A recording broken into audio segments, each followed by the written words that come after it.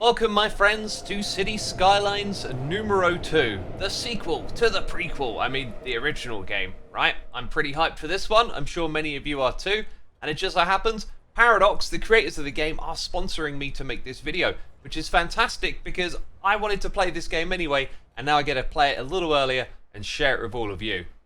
As you may know, I'm a big fan of this game. We played it when it first came out 8 years ago. Goodness me, the time has flown by. Also, big shout out to Biffa for fixing the traffic in one of my old cities. Apparently, worst traffic ever. Anyways, I'm really looking forward to going on another city building adventure. We're going to start a new game in this episode, but first, I actually want to show you what I've been up to already. What you saw at the beginning of this video is actually a city that I have been building over the past week. I've been trying to get to grips with the game and learn as much as I can in preparation for our new city. And that beautiful cinematic was created with the photo mode down here, which has a replay mod-like timeline for creating cinematics. So if I hit the play button, it'll zip me back over here and do all of that again. This is a wonderful tool to have inside of the game. So before we start our new adventure, I want to whip around this city, show you what I've been building and a few of the lessons and things that I've learned along the way. As you can see, the city size is absolutely massive. This is a thriving metropolis with a population of over 120,000 people.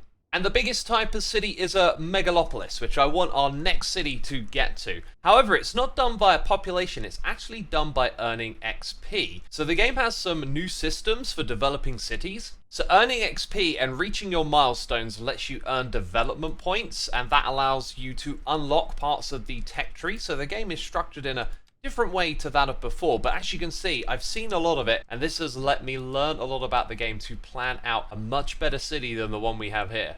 It's certainly cool looking, but this city has issues and lessons that I've learned from. This is my starting area, and this over here is my latest area, which has been much better designed, a high density area with less problems. Now, as for the size of this city, it's even bigger than the first City Skylines. You can unlock a crazy amount of tiles. Look at the size of this playable area. We could easily build a city 4 or 5 times the size of this one. And that is what I plan on doing, but I want it to be a beautiful city. As we move through here, you're just going to see so many janky looking roads and strange decisions that I've made.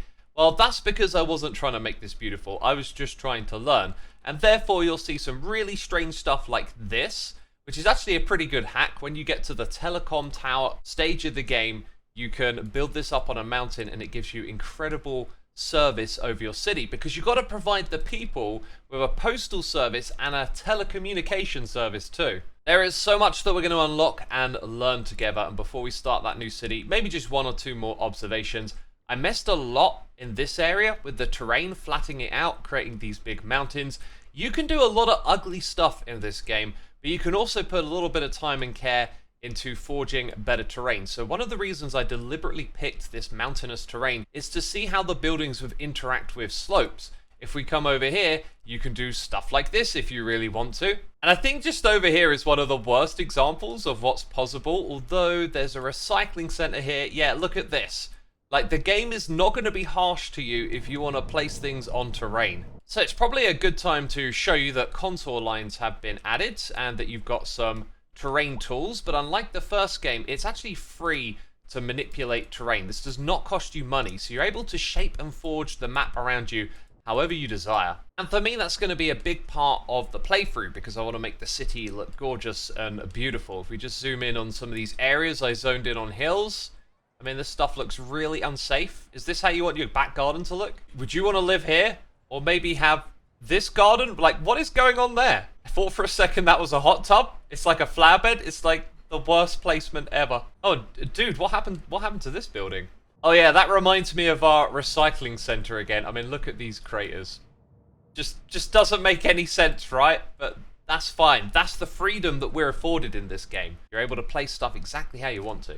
I think it's time for us to say goodbye to this city. There's such a story here to be told, you know, like which areas I built first, second and third, the ideas and thoughts behind them, the things that I learned along the way, but it's just too much to talk about. We're now going to experience it together again in a brand new city. So we need to create a new game, and there's a total of 10 different maps that you can choose from. The one that you saw a moment ago was the Windy Fjords, this one just down here. I'm giving you a moment to just look at the image on the side as I select each of these, but I've already made up my mind on which one I want to play, and that is going to be the Barrier Islands, because I think the starting layout is going to really tie in to how I want to play the game. Now we're going to need a city name, and it can generate random names for you, which is cool, but luckily for me I've got an audience of imaginative people, so leave a comment with your best city names for the city we're going to build. Now being from the U of K, I'm going to go with the European theme and the left-handed traffic, which I know some of you are going to hate. And as you can see, there are options for unlimited money and unlocking all of the features that are hidden behind the game's progression system. If there was an option just to have the map alone completely unlocked, I would have totally gone with that. And the reason is because of planning. When you've unlocked more of the area, you can leave behind roads and little markers to help you remember your plans. So the reason that I've picked this map is because we're going to treat this island here like our starting area, and at some point in the future we will probably redevelop it into a port and take advantage of the ocean nearby. So when we are ready for the master planning, that's going to take place in this ginormous space here, and what I really like about it is that there's free connections to the outside. So that means we can really take advantage of funneling traffic through this large area, and that's going to be a huge thing we'll do in the future. So for now we got a budget of 500,000. I've got to build my first set of roads and start zoning out some areas. Time for a time skip. What do we have here? I've created a grid, yes. One of the uglier layouts for cities, but remember, this is our starting island just to get things going. And building roads in City Skylines 2 is an absolute pleasure. Once you get to grips of it, it's really quite straightforward. Everything works on this tile system, and you can snap to the different elements. Guidelines pop up as you're building, so creating this grid was pretty straightforward, but there are a couple of quirks. So when we go ahead and build a 2-lane road, what you're going to see is that it sort of snaps to the middle, and that's because either side of this road actually takes up 2 of those cells. So later on when we do more road manipulation and whatnot, that's going to be really important. Also, I don't want this road to connect to this spot here, because we're actually going to turn these into roundabouts, which we have access to. So if I go ahead and click there, we can make a small roundabout. And now I've gone ahead and added a few more, which has helped create some connections to these grids, which are all sectioned off from one another. So it should be pretty obvious what I'm trying to do here. We have our main flow of traffic coming through on the widest of our roads, and we're not letting them go directly into the areas they want to reach. They have to go through this network to get to the connections, and I'm hoping that this will just let the traffic flow a lot smoother. So the next step is to start zoning out these areas for housing, commercial, and industrial. But we're not going to keep the grid the same. We're actually going to bulldoze some of these roads, because as you'll see, when we take away a few of these connections, we're still able to actually zone out the entirety of this area.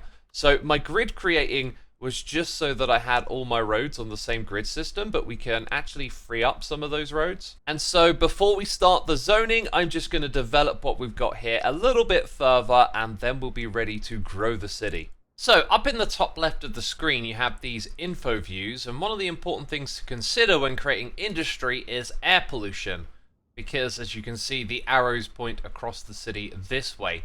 So because of that, I created an area over here.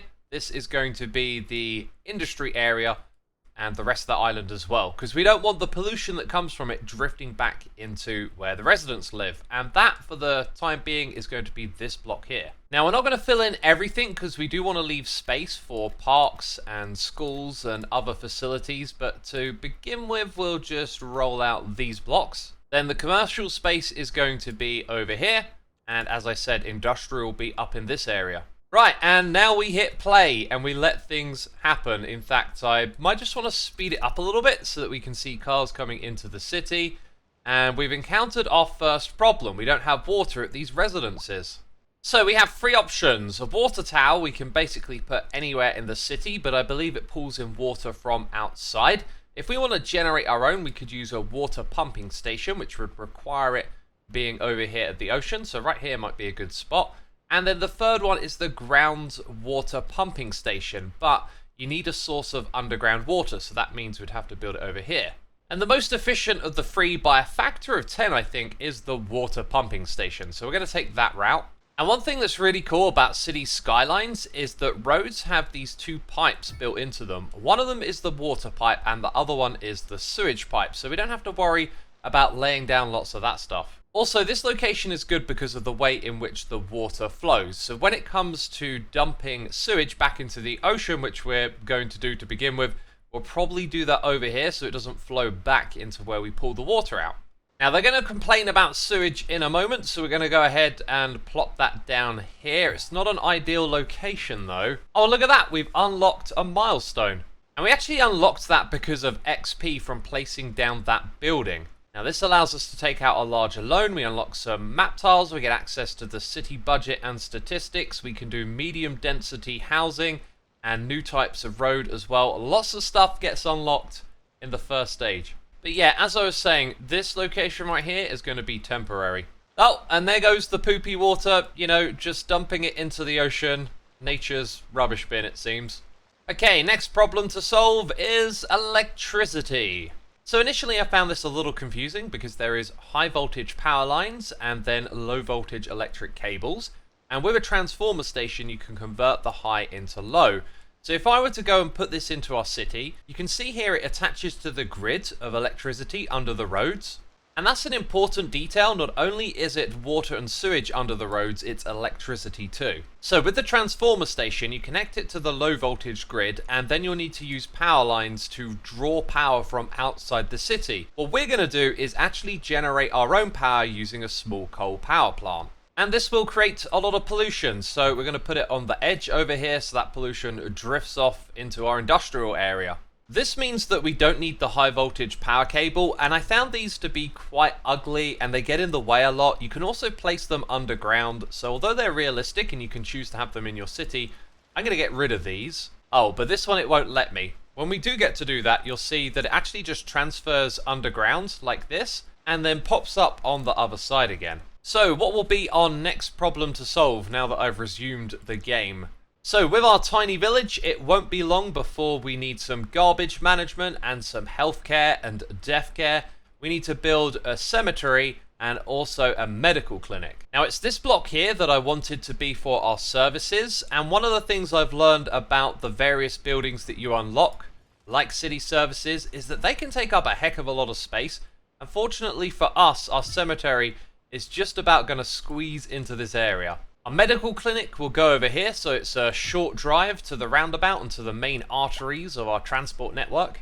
And we're going to go ahead and demolish some roads over here. This island will be repurposed at a later date. This wasn't actually my plan for it, but not only has it got the polluting coal power, we're also going to put a landfill over here to deal with the trash to begin with. Now, when you place this type of building, you also have to designate an area, as you'll see it's prompting me to do now. So this is our landfill area. We're now designating the space. That's been done back to front, hasn't it? Okay, now I've got it going the right way. As you can see, it goes pretty close to the ocean. It's going to look yucky. Oh, I'm having an issue because of this building here. What is it? It's Old Mill Ruins. I can actually relocate this rather than destroy it. So let's go put it down over here. Now here is a detail I think could do with some changing. It just automatically like fills this in. It looks like it's full already. It'd be nice if maybe you could still see the grass and it dynamically change over time. But anyway, that is the landfill. And we'll also be able to come back here later and do some upgrades for this, which is a cool feature in City Skylines 2. Let's take the medical clinic, for example. We can add an upgrade to have additional space for patients or for more ambulances. Anyway, we don't need any of that stuff right now because apparently we only have a population of 3 people in our city. Okay, I think it's time to speed things up. Oh, we just got a new signature building. Yes, another feature of this game. To understand how you unlock these is pretty simple. You just hover over and it tells you this one, for example, is for low density housing and also for media goods produced. And they come with perks too, so for each one that you unlock, it helps you develop your city. So this one has +2 well-being within 500 meters. Okay, so I think this spot right here is pretty good. It's almost central to the whole area, so it'll give it a good boost. Oh, and actually sort of suits the building theme as well, right? Like this blends in, which is another thing that can be tricky with those buildings, but we put that in a good spot. Oh yeah, and the theme that we're building with is European, so as the city develops, we'll probably do some in the North American style too. But of course, for now, this is just our starting area. Now, I'm a little hesitant to fill in this area because there's things that I want to put in that are locked currently, and that is at the Grand Village level. When we hit this, we will unlock Parks and Recreation. But I forgot that by reaching Tiny Village, we can already buy some new tiles. We're going to go ahead with the 3 that we got and expand in this direction. So I built this tiny area here, and this is going to be for residential again. But this time, we're going to go with some medium density housing. So this will look a little higher up. Let's put in a few blocks like so. Oh, I think actually it means the roads over here are off slightly when the grid breaks up. So I probably need to do a little bit of rebuilding here. Okay, that's been all fixed up, and by the way, we've reached Small Village. And this unlocks education and research, so now it's time to build an elementary school and a high school. And as I commented on earlier, these buildings are massive. They don't quite fit into our current grid network, but I think I spotted a nice bit just over here. That looks perfect. And when we look at it through this view, you can see the road coverage, so that should be good for the whole area, but in my experience, you end up needing a lot of elementary schools, so we might build one over here. But with this being the bigger block, that's where I want to put the high school. And again, look at the size of it. It's massive. I do, however, think this looks like a really good spot. So we're going to plop it down right there in line with that road. Oh, that is just beautiful. All right, the city is slowly developing. As you can see down here, we're making a loss. But the reason we have more money than we started with is because as we unlock certain goals and milestones through the progression, you get rewards of cash for it. And that makes the early game feel really quite nice. If we look down at the demands over here though, you can see we're in need of some more industrial. And we also need some more commercial. I'm going to go ahead and put in a couple of blocks in this area. And then the demand goes back down to residential. Now there's something that I want to do here, but we need to unlock something in order to do that. And we haven't yet looked at the development. That's it over here. This is where we can start to spend our development points to unlock certain things. Now we only have 3 points and I know what I'm going to spend them on. We want larger roundabouts, advanced road services, this is important. And I might hold on to my third one. It was going to be the crematorium. I always prefer that over the graveyard. However, we've already built it, so we might as well let this thing do what it's here for. So roundabouts, we can now build them at multiple sizes. This is what a medium one looks like, a large, and then a very large. I think medium kind of actually looks good. Maybe when we got 4 junctions, we'll go for a large. Okay, that one there is the last of them, yeah. Now all our roundabouts are upgraded. And we've unlocked the large village. Oh, there is something else I thought was locked behind development, but it's actually in this panel right here, pedestrian street. Now this will allow you to have service vehicles and delivery vehicles come through too. And we can actually see traffic flowing through here, so this might be a perfect time to try this. If I create a connection like that, only service vehicles can go through there. Hang on a second, you look like a regular old vehicle. Why are you going through there? I think we'll roll with it for now, because as you can see, most of the traffic is going straight past, so the occasional vehicle coming through here is okay. And remember, this is our services area, so for example, the medical clinic could come this way and then go across there. Okay, so this roundabout now has to get upgraded, and I think most of them might end up being that size as I want to add more of these roads. Ah, and here we can't quite do that because the road on the opposite side, as you can see, it's a different width from this one. So it doesn't line up the same way, and therefore it's off center. Oh, wait a minute. If I change the snapping tools, I can do that. Oh, I am so glad I decided to give that a try. We can line it up. Interesting. Okay, so now I think we're going to make these ones very large, and then these ones here large. Now, while I've been messing around with that, the city has grown again, and we've got more development points. If we go to the road tab, parking areas, this is absolutely what I want to unlock next. And as you'll see, this is going to be purely an aesthetic thing. I think these roads here just don't look right when they've got cars parked on them. So we can encourage them to park in our car parks. Now we've also unlocked road services, and here you can make a road maintenance depot, and you can manipulate the roads, which is something we're really going to get stuck into. This is going to be important for traffic flow. However, there isn't an option here to remove parking on the side of the road, which I think would be great. And last time I tried to do this, it didn't actually add any trees. Like, if I go click on it. Oh, okay. Like, they're really subtle. Oh, and actually, wait a minute, that removed parking. This is typical. Of course I would discover that right now. Oh, and I can have grass and trees. Oh, that looks so nice. Okay. Okay, this is an awesome discovery. The tools of our beautiful city were here all along. So we're obviously going to push the demand for parking onto these streets. However, you can't park on the main ones of our grid. I don't know if that would cause some sort of issue or not, but we are going to provide parking to the residents of this area. And this will actually be a little bit of a money maker for us as we can charge. Now, in my previous city, I put the price down every time, but I'm actually going to leave it at 10 bucks. Oh, we got a traffic accident. Okay, I haven't seen one of these in a while. Let's slow the game down for a second here. Yeah, traffic isn't just perfect now. Wow, wait a minute, what's going on here? There's like cars all over the place? Dang. Oh, and we got a fire here. That reminds me, we've unlocked the police station, we've unlocked the fire station. You know where these go. We've got a services area dedicated to this. This will be the spot we build those buildings. Let's go ahead and check out the traffic rating of our city. It does look like my idea is a success so far, but obviously we've got to expand the city.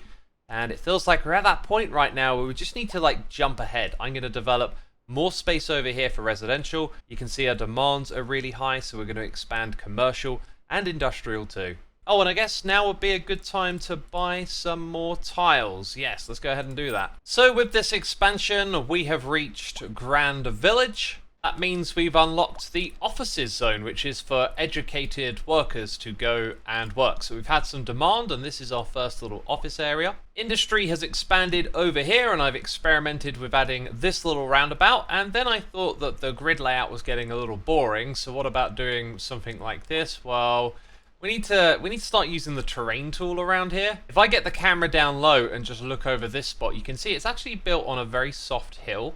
And the terrain over in this area is sort of similar, and it messed me up a bit when I was creating these roads. If we go ahead and do some zoning, you'll see here that now it's started to get split up a little bit, and that's because the roads have become uneven. So my tip is to be really cautious when using these road tools, because it snaps to different grid lines, like that one right there has just popped out of somewhere from down below that we can't even see. And when I was gridding out all of this area, I actually got the alignment of one of the grids wrong. And so then I had some strange snapping going on over here, and it eventually caused all of this area to become a bit wonky. It's not a big deal though. We've now unlocked the district creation tools. We can put policies in different districts, and there's a whole bunch more stuff we've unlocked too. Parks and recreation is one of the more important ones, because you really do need to put parks all around the city if you want to develop it and make it look nice, which is why I haven't gone too ham zoning in all the spots, because we want to periodically plop some of these down. So plopping down a few of these here and there doesn't really hurt at all. Oh, and I upgraded all of the roads. You can see that the parking has now shifted further into the areas through these roads, and that the parking lots are really getting used. This one is actually full up, so we can put another one down. Anyways, details like parks and car parking spaces is just stuff that I'm going to deal with here and there. We're going to start to tackle the bigger picture stuff in future episodes. But right now, I want to go ahead and build some of this low rent housing. I'm actually going to put that in these middle ones right here, because I think they're going to be the tall buildings, and there's quite a lot of demand for them. Now, I've sped the game up, but as you can see here, the crane is clearly taller than the other buildings. Aha, look at those high-rises. Okay, they blend in perfectly here. But anyway, we've taken care of the basics with this city. And it has its issues. The happiness meter down here is a great little indicator of the things that need solving. And then we need to investigate the city for spots like this. We have a lot of pedestrians moving from the residential to the commercial, and they go through the middle of our roundabout, which is a problem, but one that we can solve. And I will show you that and many more things in our next episode of City Skylines. If you enjoyed it, be sure to leave a like, subscribe to catch more episodes in the series. I'll see you soon with another one. Bye-bye.